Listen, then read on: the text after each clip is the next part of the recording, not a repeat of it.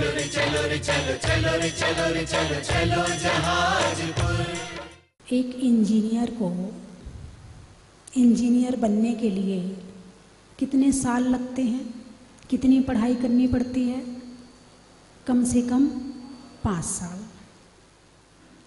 एक डॉक्टर बनता है जो शरीर की बीमारियां खोजता है, उसे ठीक करने वाला जो डॉक्टर बनता है उसे कितने साल लगते हैं? 5 भी लग जाते हैं, 7 भी लग जाते हैं और 9 भी लग जाते हैं। और एक दिन में कितने घंटे पढ़ाई करता है? अरे बोलिए ना, कितने घंटे पढ़ाई? कम से कम 15 घंटे, कम से कम। और सीए की पढ़ाई करना हो तो कम से कम 20 घंटे। उसमें हिसाब किताब चेक किया जाता है। सीए का क्या काम है? हिसाब किताब चेक करना।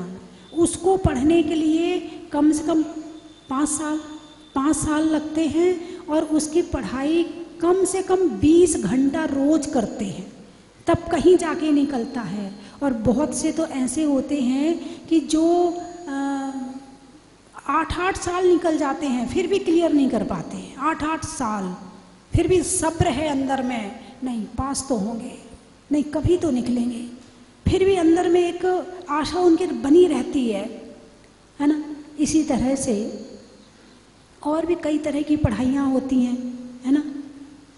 तो एक इंजीनियर की पढ़ाई, डॉक्टर की पढ़ाई पूरी मेहनत, पूरे समर्पण, पूरे ताकत और पैसा खर्च करके। इंजीनियर बनना हो तो 10 लाख में बन जाएगा, डॉक्टर बनना हो तो 50 लाख में बनेगा या 1 करोड़ में बनेगा। सीए बनना हो तो उसमें भी काफ़ी पैसा खर्च करना पड़ता है ना। लेकिन एक विद्वान बनना हो तो क्या करना पड़ता है? अरे बोलिए ना, हैं?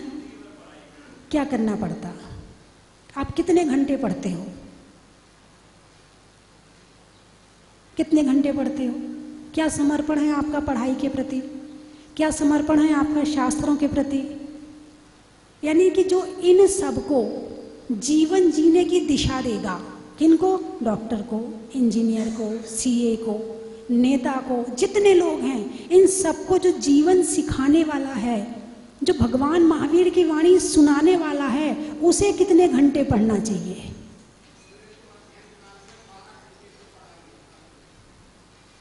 उसे कितने घंटे पढ़ना चाहिए? आप विचार करो।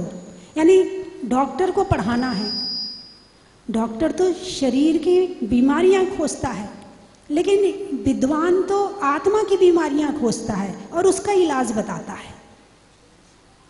यानी जब भी कोई समस्या आए, कोई परेशानी आए, कोई प्रश्न उठे और गांव में साधु ना हो तो लोग किसके पास जाते हैं?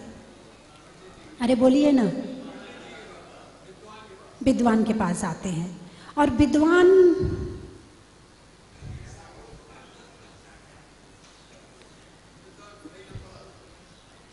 नहीं, मैं अभी आपके लिए कुछ नहीं कह रही हूँ, ये तो किसी और के लिए है। घर में माता पिता, चलो विद्वान तो आप ठीक है, एक माता पिता को इतना होशियार होना चाहिए कि वो अपने बच्चे के हर प्रश्न का जवाब दे सके। विद्वान तो दूर की बात है, एक माता पिता। लेकिन आजकल के माता पिता लगे रहते हैं मोबाइल में, ना स्वाध्याय, ना पढ़ाई, ना कुछ। और बच्चा कोई प्रश्न करे, फालतू बात करता है, दिन भर दिमाग खाता है, दिन भर प्रश्न पूछता, चुप रहे। और ज़्यादा हो तो मोबाइल में सर्च कर ले, कौन थी अंजना, कौन थी सीता, कौन थी सोमा, कौन थी मनोरमा, कौन थी मनोवती, कौन था श्रीपाल, कौन थे आदिनाथ भगवान। तो मोबाइल में सर्च कर ले, निकाल ले, उसमें सब मिल जाएगा। खुद नहीं बताते हैं। जिनको खुद ही ज्ञान नहीं होगा वो दूसरों को क्या बताएगा? जिसकी जड़ खोखली होगी तो पौधा क्या हरा होगा, और खोट जब सोने में होगी तो कंगन क्या खरा होगा। आपकी पढ़ाई बताती है कि आपने क्या पढ़ा है। अभी पंडित जी बता रहे थे कि नेमीचंद जी, डॉक्टर नेमीचंद जी देखने में काले थे उनकी जो बाहर का स्वरूप था वो सुंदर नहीं था। तो एक बार तो सबने उन्हें इग्नोर कर दिया, लेकिन जैसे ही उनकी वाणी सुनी तो वाणी सुनते ही क्या हुआ, ओहो ये तो आचार्य कुंद कुंद के समान गाथाएं बोल रहे हैं। अभी आपने यही बोला था ना, है? यानी बाहर का रूप नहीं, अंदर का स्वरूप देखो। तुम्हारी वाणी, तुम्हारी बातचीत बताती है कि तुम्हारे अंदर क्या है। ये कहते ना, दुकान खुलती है तब पता चलता कि दुकान में सामान क्या है, और जब इंसान बोलता है तब पता चलता कि उसके अंदर में क्या है। तो यदि इंसान की क्वालिटी बढ़ती है तो वो केवल ज्ञान से ही बढ़ती है। दुनिया में कोई वस्तु नहीं है जो किसी भी जीव की, किसी भी इंसान की क्वालिटी को बढ़ा सके ज्ञान के अलावा। वर्तमान में लौकिक ज्ञान, लोग कलेक्टर बनना चाहते हैं, लोग सीए बनना चाहते हैं। भाई क्यों? उनकी क्वालिटी है, उनके अंदर में क्षमता है, वो बहुत होशियार होते हैं। होशियार किससे हुए? भले वो लौकिक ज्ञान हो, है तो ज्ञान ना, है तो ज्ञान ना। लौकिक ज्ञान से वो होशियार बन गए, और तुम यदि अलौकिक ज्ञान करोगे तो तुम उनसे ज्यादा होशियार बन जाओगे। वो तो केवल दुनिया का हिसाब किताब लगा रहे हैं, हम तो कर्मों का हिसाब किताब लगा के कर्मों का यहाँ वहाँ करने का प्रयास करेंगे। तो जो ये जिस लाइन में आप आए हो, ये लाइन इतनी अच्छी है, इतनी अच्छी है कि आपका कोई कई जन्मों का पुण्य इकट्ठा हुआ था जो आज आपने इस पद को धारण किया है।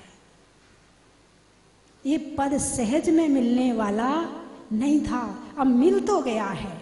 अब इसका आप उपयोग कितना करते हो ये बात अलग है। तो ज्ञान क्या, ज्ञान का क्या काम है? बोलिए। हे उपादेय का ज्ञान करवाना, और अच्छे बुरे का ज्ञान करवाना, निर्णय की क्षमता देना, सत्य का ज्ञान कराना, सच्चे आचरण को सिखाना, है ना, बुरी तरफ से, बुरी राह से बचाना, और आत्मा में जो मोह का अंधेरा है वो हटाकर प्रकाश करना, ये ज्ञान का काम है। और इस ज्ञान से यदि दूर रहोगे, सारी जिंदगी जितने भी लोग दुखी हैं किसकी वजह से हैं? दुखी किस वजह से हैं? अज्ञान की वजह से। सुखी किससे होंगे? अरे बोलिए ना, ज्ञान की वजह से। तो आपके पास ज्ञान ज्यादा है कि अज्ञान ज्यादा है? हाँ, पीछे मुरार वाले बताएंगे, ज्ञान ज्यादा है कि अज्ञान ज्यादा है? अज्ञान ज्यादा है। तो ज्ञान प्राप्त किया जा सकता है कि नहीं? वो क्षमता है कि नहीं? जितना ज्ञान का क्षयोपशम मनुष्यों में होता है उतना और किसी पर्याय में नहीं हो सकता है।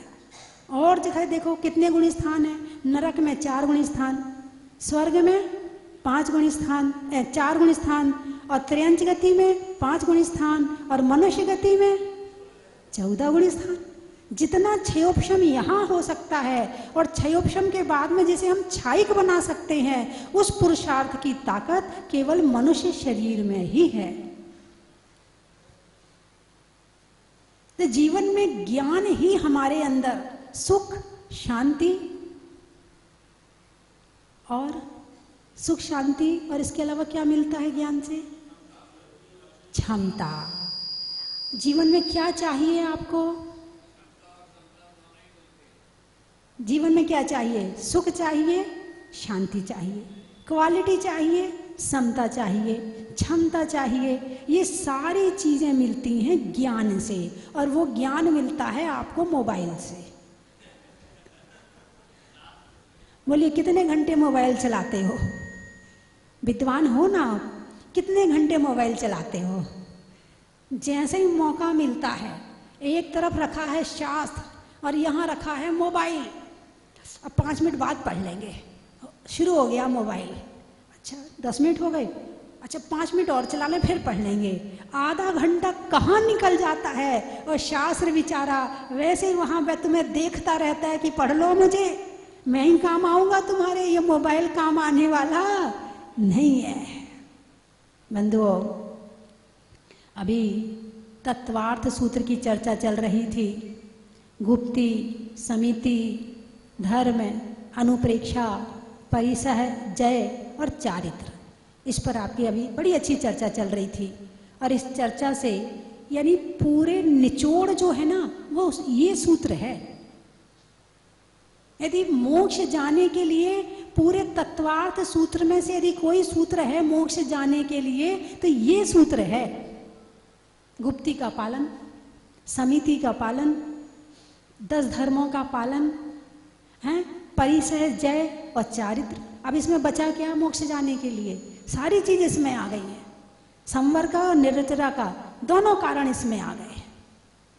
गुप्ती से संवर होगा, समिति से संवर होगा और चारित्र से और परिसह जय से निर्जरा होगी। इसमें सारी चीजें आ गई हैं।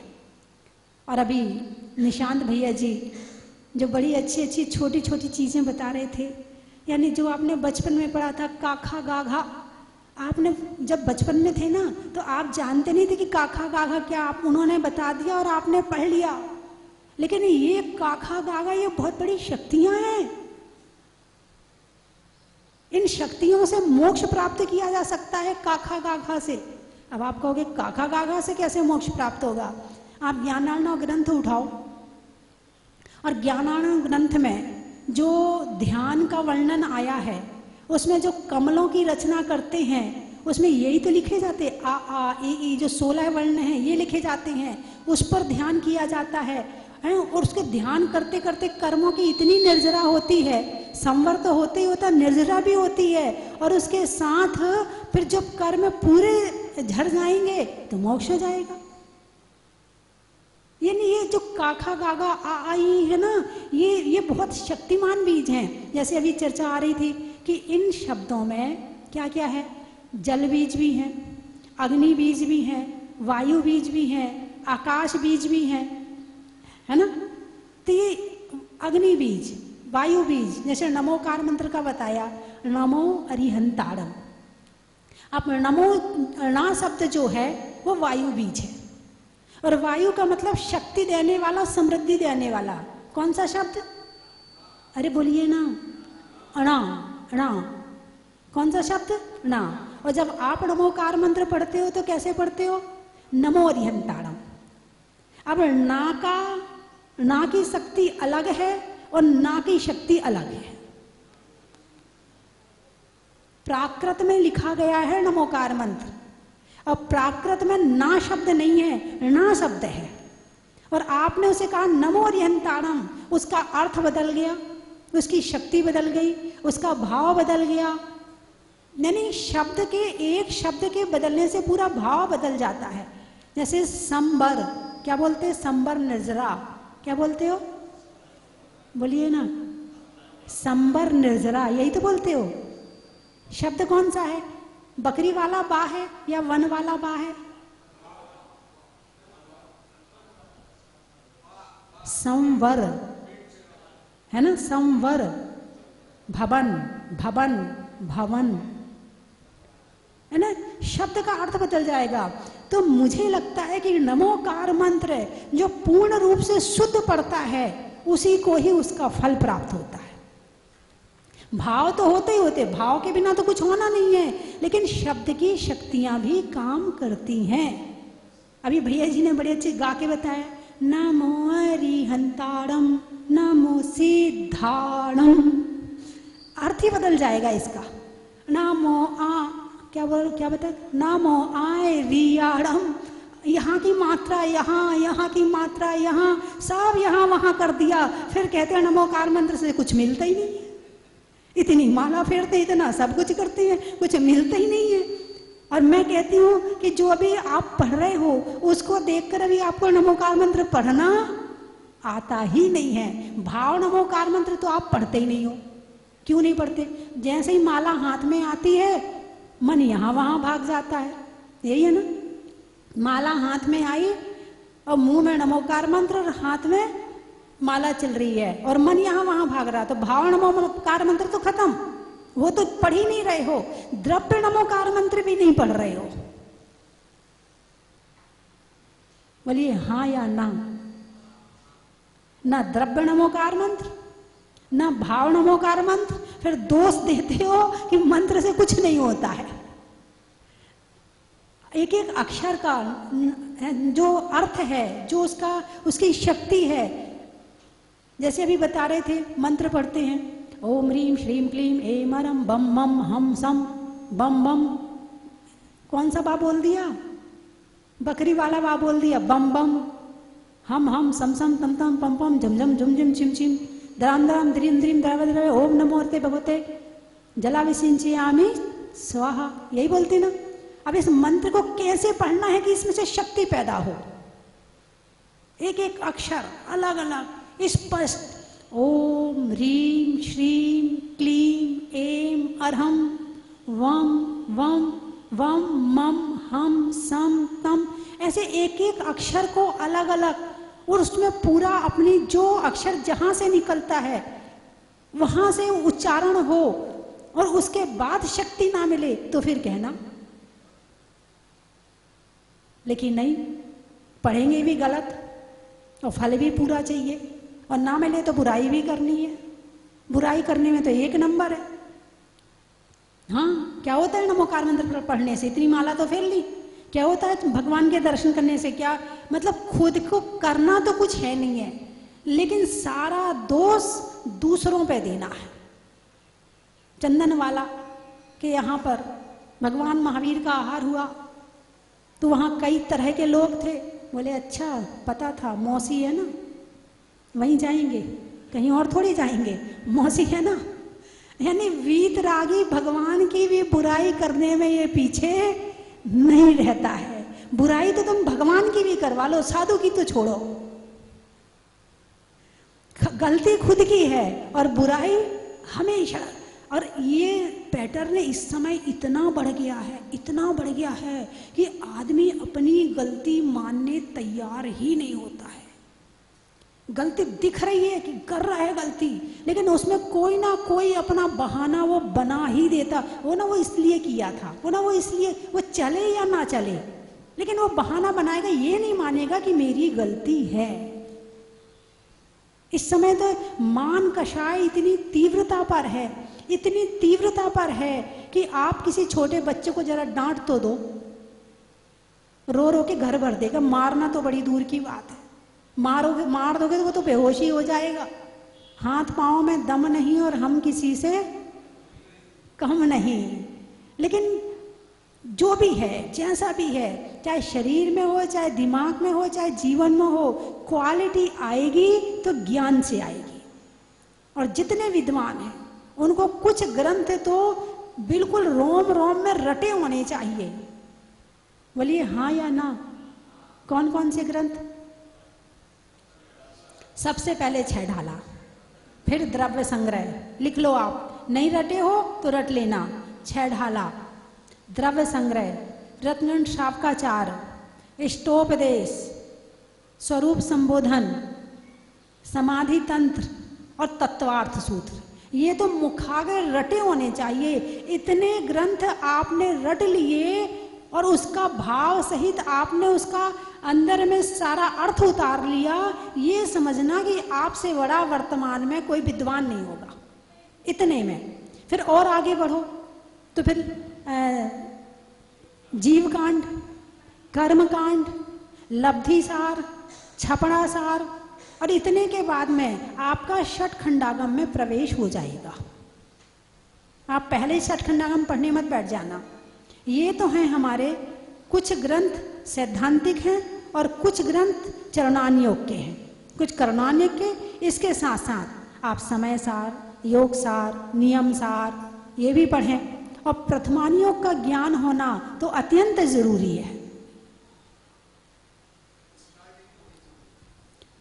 तो ज्ञान हमारे मन को शांत करता है, ज्ञान हमें आगे की दिशा दिखाता है, ज्ञान हमारी समस्याओं का समाधान करता है। ज्ञान हमारे ये ज्ञान वाली बात है, ज्ञान की चर्चा चल रही ना, ये ज्ञान वाली बात है कि कितना ज्ञान है। यानी किस समय दर्शन करना बहुत अच्छी बात है, दर्शन करना बुरी बात नहीं। आप भगवान के भी दर्शन करो, आप साधु के भी दर्शन करो, लेकिन कब करना, कैसे करना, कहाँ से करना, ये बहुत महत्वपूर्ण है। अब प्रवचन चल रहा है और कोई बीच में आके नमो हरियंताणम, नमो सिद्धाणम, नमो आयरियाणम, और खूब अच्छे भाव से बताइए दर्शन करना वहां उचित है या अनुचित है। उस समय कितने लोगों को डिस्टर्ब हो रहा है। लेकिन नहीं, कहीं चले जाओ, किसी शहर में चले जाओ, 2-4 अम्मा, 2-4 बहन जी तो मिल ही जाएंगी जो प्रवचन के बीच में आएंगी आएंगी। और उन्हें तुम मना करो, रुको अभी रुको, वो हमें और समझाएंगे। ज्ञान, सब चीज का ज्ञान बहुत जरूरी, बहुत जरूरी। ज्ञान के बिना ये जीवन एक अंधेरा है। जैसे कि पशु हैं, कैसे जी रहे, उजाले में भी रहकर अंधेरे में जी रहे हैं। क्या जितने पशु पक्षी हैं उनके लिए दिन होता है कि नहीं होता है? होता है, लेकिन उनके लिए बाहर का दिन होता है, उनके अंदर का उजाला नहीं होता है, क्योंकि वो ज्ञान प्राप्त नहीं कर पा रहे हैं। ऐसे ही यदि मनुष्य शरीर पाकर के यदि आपने अंदर का ज्ञान प्राप्त नहीं किया है तो बाहर के उजाले में भी भटक रहे हो। यदि अंदर उजाला होगा तो अंधेरे में भी सही राह पर चलोगे, और अंदर का उजाला नहीं होगा तो आप बाहर के उजाले में भी भटक जाओगे। पहले उजाला कम था, दिन में दिन रहता था, रात में, अरे बोलिए ना, रात रहती थी। और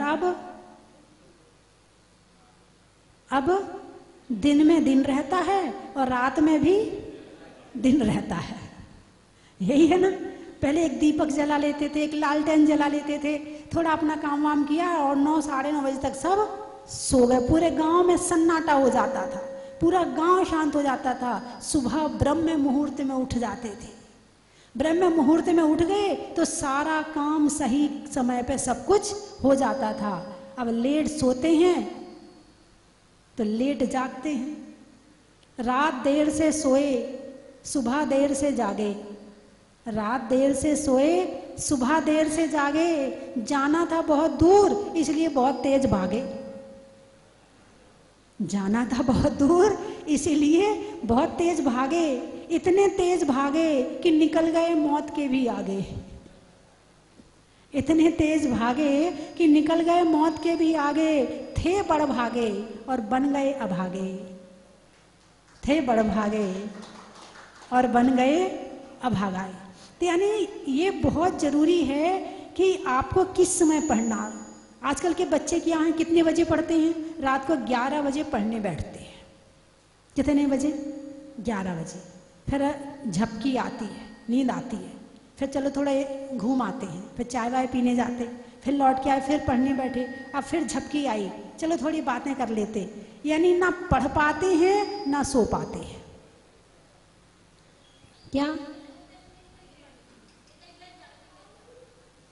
ना पढ़ पाते हैं और ना सो पाते हैं, दोनों काम नहीं होते हैं। रात को भैया जी ऐसा आया है कि सुबह का मुहूर्त तो ब्रह्म मुहूर्त, लेकिन बाकी मुहूर्त के क्या नाम हैं? जैसे शायद 12 बजे से या 9 बजे से 3 बजे तक का जो काल होता है वो राक्षस मुहूर्त कहलाता है, निशाचर मुहूर्त कहलाता है। उस समय जो कुदेव होते हैं उनकी शक्तियां जागृत होती हैं, तो उस समय में इंसान सो जाए तो ज़्यादा ठीक रहता है। ऐसे ही आया ना, उस समय में सो जाए, उस समय में कुछ ना करे। और जो 10 बजे के बाद की 10 बजे से शुरू निद्रा होती है और 12 बजे तक, तो वो 1 घंटे में 2 घंटे की नींद पूरी होती है। और 12 बजे सो और भले 7 बजे तक उठो, मगर उसके बाद भी वही तुम्हारे शरीर में थकान रहेगी, आपके शरीर में आलस भरा रहेगा, वो फुर्ती नहीं रहेगी। और रात को 9 बजे सो जाओगे और सुबह 4 बजे उठोगे तो फुर्ती भी रहेगी और मन शांत भी रहेगा और बढ़िया रहेगा। और पढ़ाई भी सुबह 4 बजे उठ के पढ़ाई करो, फिर देखो उस पढ़ाई का क्या आपको रिजल्ट मिलता है। तो यानी सब मूल मूल बातों का ज्ञान, छोटी छोटी बातों, शास्त्र का ज्ञान तो भी बहुत दूर की बात है। पहले आप मूल मूल छोटी छोटी बातें पढ़ लें कि नमोकार मंत्र कैसे पढ़ा जाता है, शुद्ध नमोकार मंत्र क्या होता है, मंत्रों का उच्चारण कैसे किया जाता है। यानी ऐसे बहुत से मैंने देखे हैं कि माइक हाथ में है और मंत्र शुद्धि नहीं है, तो उसका प्रतिफल भी नहीं मिल पाता है। इसीलिए जीवन में, और जो ये शिविर मैं लगा रही हूँ, भैया जी, श्रेयांश पंडित जी, विनोद पंडित जी, सनत पंडित जी, और प्रेरणा है मुझे, तो मैंने कहा नहीं, मैं इस शिविर को हमेशा लगाऊं, क्योंकि मैं चाहती हूँ कि हमारे विद्वान के अंदर कोई कमी ना रह जाए, कहीं ज्ञान में कोई कमी ना रह जाए। तो जिन हमारे श्रेयांश पंडित जी और सब पंडितों के पास में जितना ज्ञान है, आप ले लो सारा ज्ञान, जितनी सुविधा चाहिए सब कुछ आपको मिल रहा है। सीए की पढ़ाई करने में तो आपको पैसा देना पड़ता है, लेकिन यहाँ तो आपको दोनों खुले हाथ से मिल रहा है, कहीं कोई कमी नहीं है। और इतने के बाद भी ना ले पाए तो समझना फिर हमारे कोई कर्म का उदय ही मानना चाहिए। तो बंधुओं, ज्ञान समान न आन जगत में सुख को कारण। आंखें तो यही हैं, आंखों में अंतर नहीं आएगा, ये जो दिख रही ना आंखें तो यही रहेंगी, लेकिन ज्ञान आने के बाद में देखने की दृष्टि बदल जाएगी, सोचने की दृष्टि बदल जाएगी। एक जौहरी की आंखें होती हैं, एक सामान्य आदमी की आंखें होती हैं, लेकिन जौहरी हीरा को पहचान जाता है और जो सामान्य आदमी है वो हीरा को नहीं पहचान पाता है। आंखें वही हैं लेकिन देखने की क्षमता पैदा कर ली है, कान वही है मगर सुनने की क्षमता पैदा कर ली है, मन वही है मगर सोचने की क्षमता पैदा कर ली है, मुख वही है मगर बोलने की क्षमता पैदा कर ली है, और जीवन वही है मगर जीने की क्वालिटी पैदा कर ली है। और वो क्वालिटी पैदा होती है ज्ञान से। और ऐसा नहीं है कि ज्ञान केवल विद्वानों को ही करना चाहिए, प्राणी मात्र और जितने मनुष्य हैं सबको ज्ञान करना ही चाहिए, करना भी चाहिए नहीं, करना ही चाहिए। हाँ, सुख की शुरुआत तभी से होगी। क्या सुख कहाँ से शुरू होगा? ज्ञान से। तो आपको क्या लगता, जितने ये संसार के लोग ये दुखी हैं, इनके पास सुख नहीं है?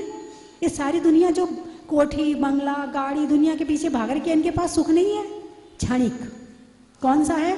नश्वर, क्षणिक, और भोगों के द्वारा पाप का बंध करने वाला सुखाभास है, सुख नहीं है ना।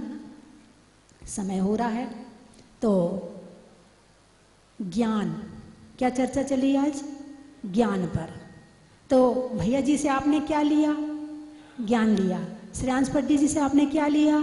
ज्ञान लिया। हम तो कहते एक ही विषय पर, एक ही विषय पर यदि एक शिविर पूरा किया जाए तो भी बहुत अच्छा हो जाएगा। मतलब जरूरी नहीं कि हम 4 विषय ही पढ़ें, यदि एक ही विषय हमने अच्छे से आत्मसात कर लिया तो बहुत कुछ आ जाएगा। सप्ताह में वार का, पानी की धार का, और मंत्रों में नमोकार का, रिद्धि में चारण का, कार्य में कारण का, और मंत्रों के शुद्ध उच्चारण का, सतियों में अनंग शरा का, रहने के लिए धरा का, और आने वालों में बड़ा मलहरा का, होने में गदगद का, सरस्वती मंत्र में वदवत का, और शिविर लगने में शास्त्री परिषद का, पूछने में हाल का, सिर पर बाल का, और आने वालों में भोपाल का।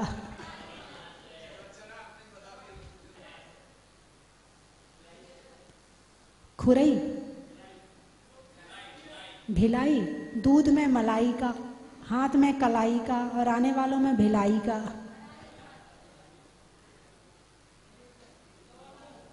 कौन सा नगर? ग्वालियर। अच्छा। छोड़ने में बियर का, धर्म के नियर का, और आने वालों में ग्वालियर का। जलेसर। अच्छा। शरीर में सर का, पक्षी में पर का, और आने वालों में जलेसर का।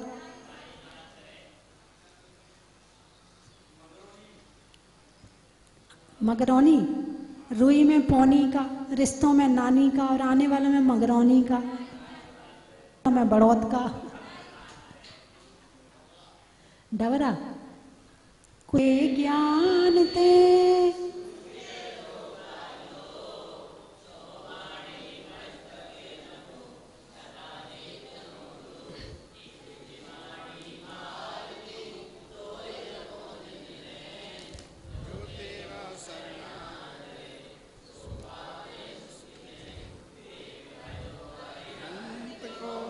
गुरु सेवा निर्घ्न।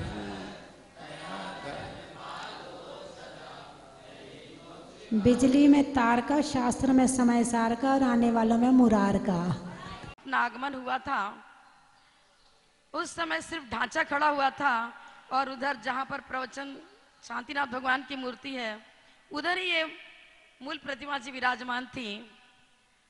उस समय से मैं देख रही हूं आज की रूपरेखा। संभवतः ऐसा लगता है जैसे स्वर्ग में जो अकृत्रिम चिन्ह बिंब हो, अकृत्रिम चैत्यालों की वंदना करने का जो आनंद आता है, वैसा ही आनंद यहाँ आ रहा है। भूमि की ऊर्जा इतनी अधिक शक्तिशाली है।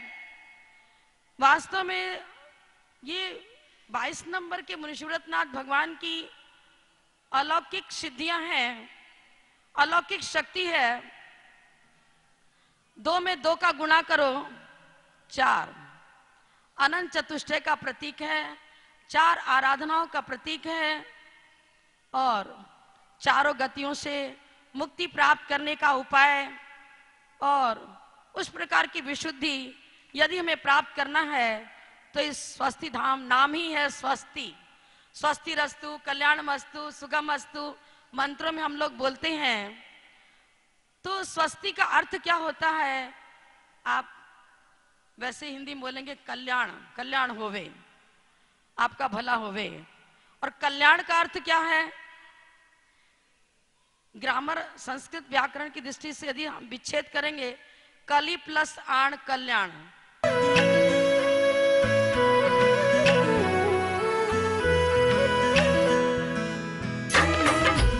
सिद्ध क्षेत्र सोनागिर की पावन भूमि पर 1 जून 2023 को सुबह 5 बजे से सामूहिक वंदना का कार्यक्रम रखा गया है, जिसमें 1008 लोग शामिल होंगे।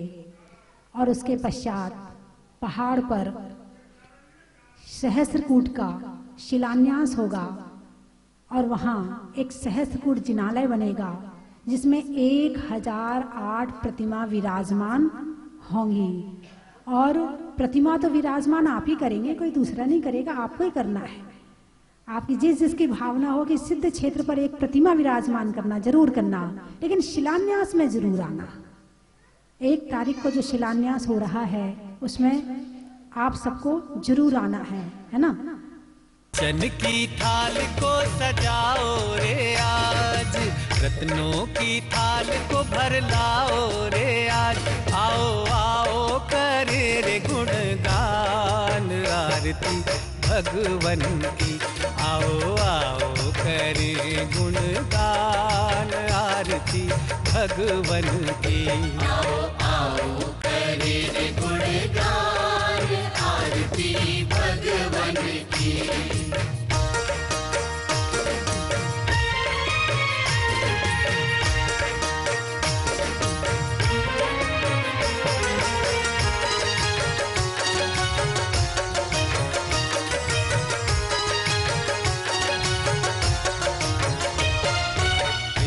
सुमित्र के राज दुलारे।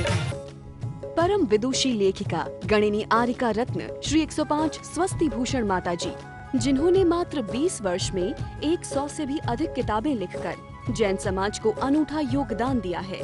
बड़े बड़े विधान जैसे कल्पद्रुम महामंडल विधान, सिद्ध चक्र महामंडल विधान, इंद्रध्वज महामंडल विधान एवं विशेष जिनपद, पूजांजलि आदि महत्वपूर्ण साहित्य बहुत ही सरस, सरल व सुबोध शैली में लिखे हैं, जिसमें गद्य एवं पद्य साहित्य भी समाहित है। इन महान साहित्यों को पढ़कर आप भी अपने ज्ञान का विकास कर सकते हैं। साहित्य प्राप्त करने हेतु आज ही संपर्क करें। संपर्क सूत्र 7906062500 9868345768।